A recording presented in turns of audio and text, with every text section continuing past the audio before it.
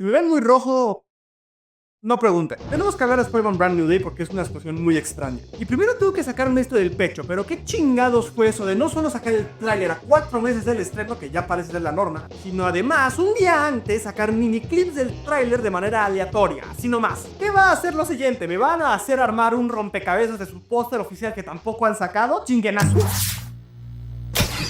Si estuviste viviendo bajo una roca, el día anterior al tráiler estuvieron sacando varios clips sin contexto. Eso tuvo cosas buenas y malas. Por un lado, y aunque fue un poco rastrero, lo cierto es que nos mantuvo hablando. Lo malo es que no solo necesariamente se dijeron cosas buenas. Muchas críticas son válidas, con algunas concuerdo y con otras no. Pero para entrar bien al tema, vamos a checar rápidamente mi reacción.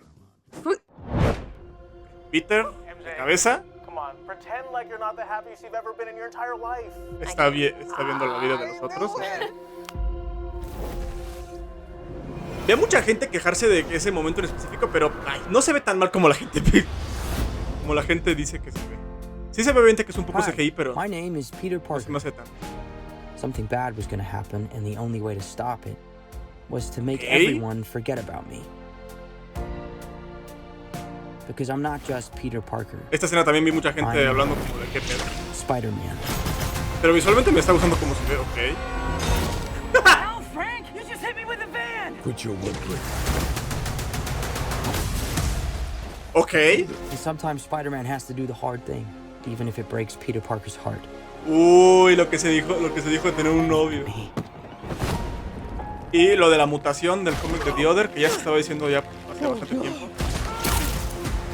Ok, sí, entonces esto lo confirma completamente. Aún no sé cómo sentirme sobre eso, what the fuck. Ok, Dr. Banner, I need your help. Spiders have 3 life cycles. When between cycles, it can leave the spider vulnerable to threats. We are faced with a danger that we can't control. ¿Cómo? Stay out of my way. ok. Ay, ok, la frase. Ok, losing it, kid. esa toma no me gusta cómo se ve. It amounts to a Esa toma tampoco. Ok. No tiene máscara ahí, ok. rebirth. Ok, mucho que quiero decir aquí rápidamente. Nice flowers. Oh, they're a housewarming gift. I'm MJ. I'm just a neighbor from across the hall.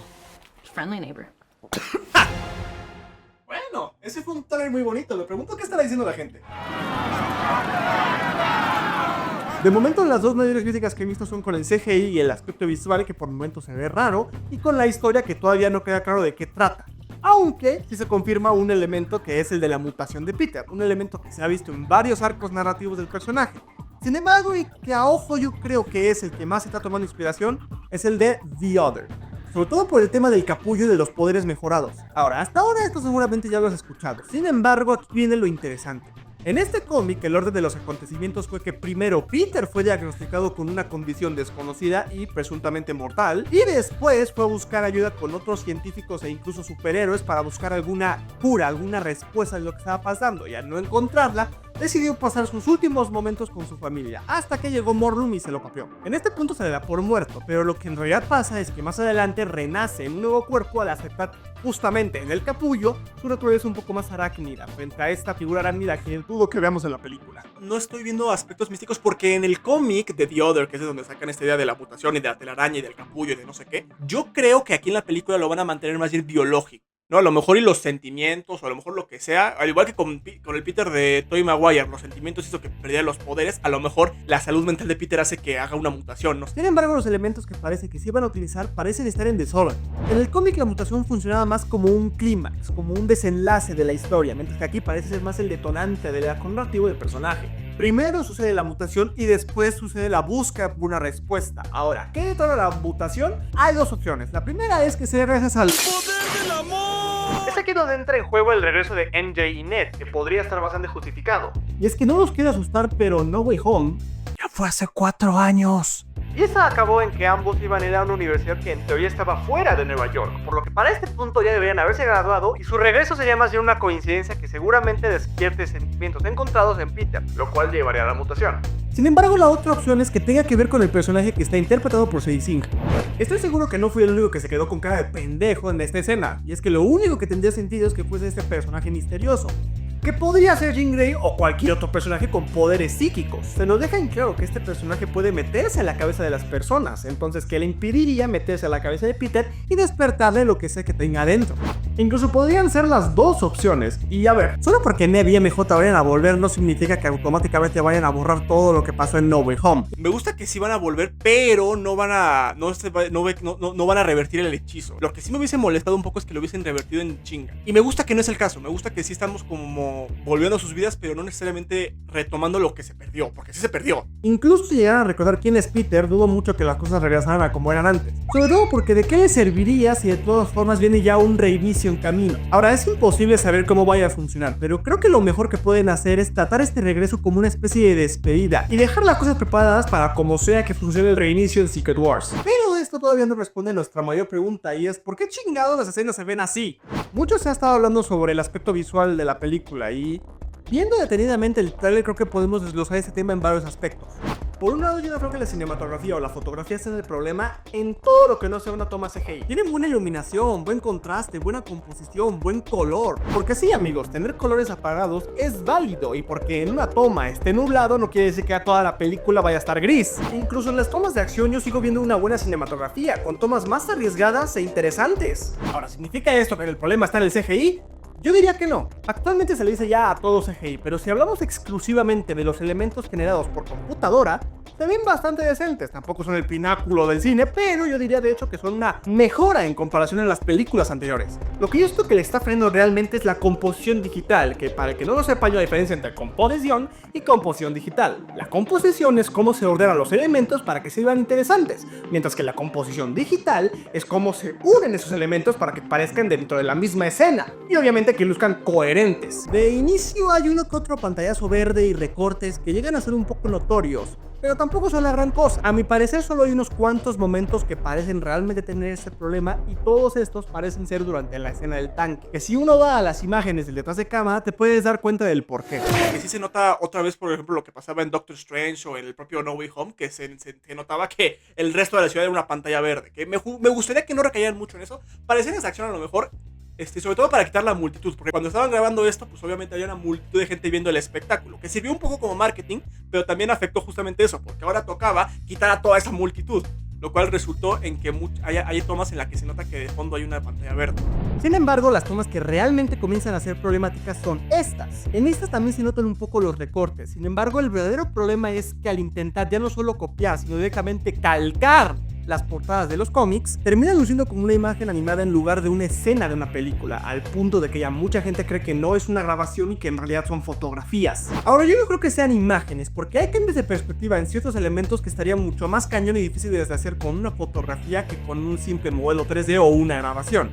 Sin embargo, ese detalle, lucen planos, ¿no? Sin profundidad, parecen un wallpaper animado, tanto para bien como para mal.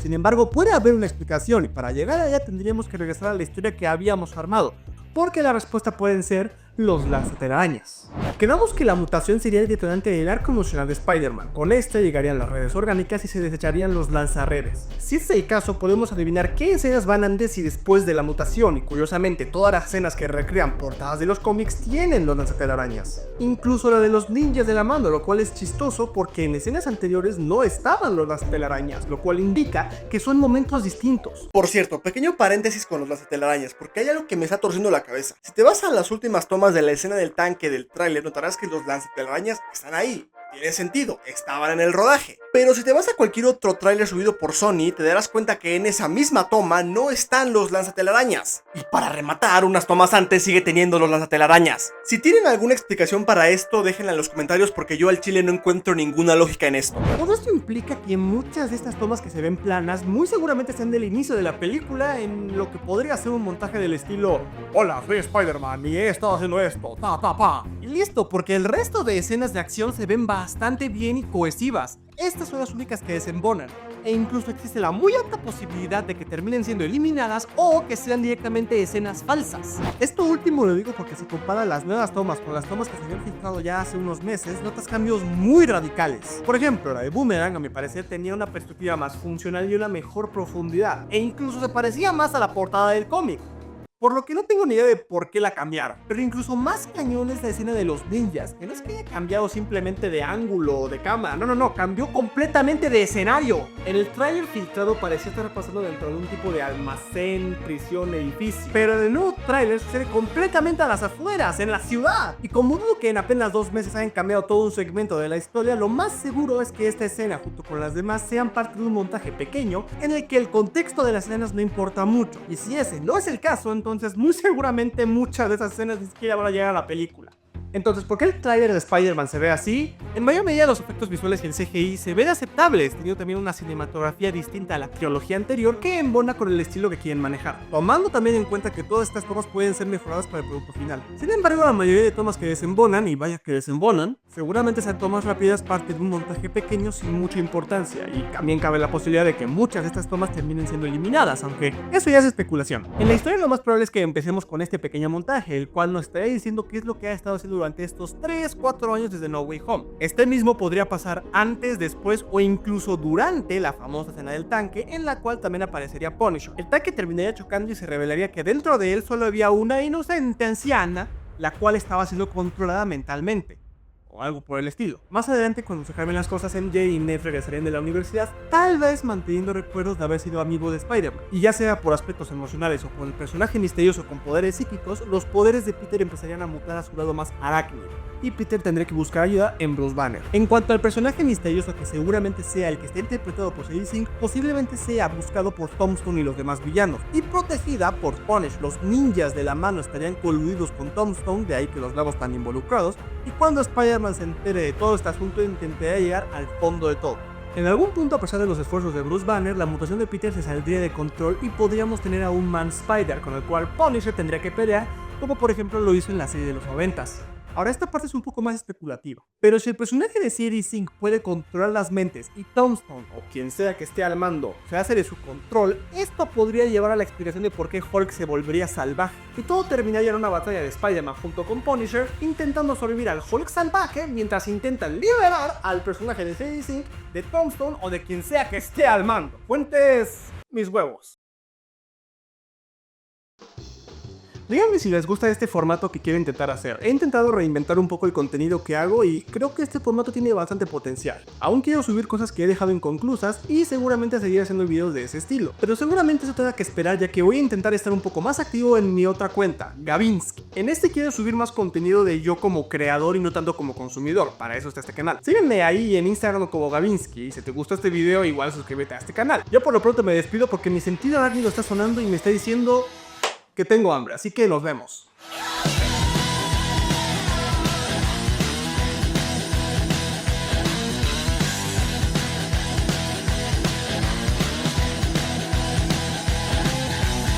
Voy a notar por qué esto